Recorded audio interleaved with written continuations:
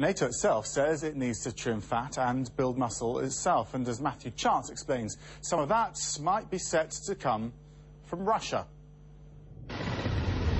In the Afghan war zone, already these former Cold War rivals are working closely together. This joint raid on a drug lab near the Pakistan border last month was led by US troops, but for the first time, Russian drug enforcement agents also took part. Now Moscow is set to endorse a raft of measures at the NATO summit aimed at further bolstering ties with the Western alliance and assisting with its Afghan war effort. We are interested in seeing Afghanistan as a neutral and democratic country which poses no threat to its neighbors. It is clear that the Afghan problem can't be resolved by military means alone. Therefore, Russia has proposed some concrete economic projects there. But Russia's increased involvement goes beyond economic projects. Moscow is poised to endorse an expansion of its joint anti-drug efforts with NATO. It will also formalise an agreement to open secure transit routes across Russian territory to NATO military supplies. And Moscow is committing to train and equip more Afghan personnel, like helicopter pilots, in Russia and Central Asian states.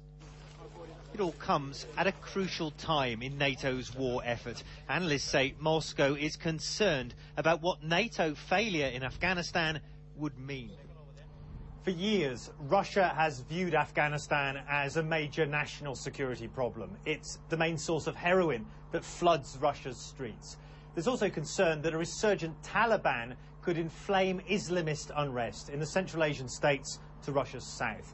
NATO's success in stabilising Afghanistan is now very much a Russian priority.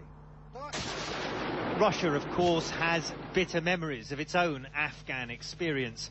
After 9 years of combat, exactly the same amount of time NATO has now been involved.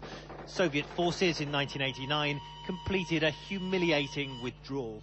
Could the renewed Russian involvement in Afghanistan mean a return? Well, given the critical importance for Russia of stability in Afghanistan, do you ever foresee in the future any way in which Russia would consider putting its own troops into Afghanistan to fight alongside NATO troops? I think that is totally ruled out for many reasons. It is a sovereign decision of Russia, and we don't plan to change it. Nevertheless, we are prepared for the closest possible cooperation, both with the Afghan government and with all those forces who are promoting the improvement of the Afghan situation. So that's a clear no.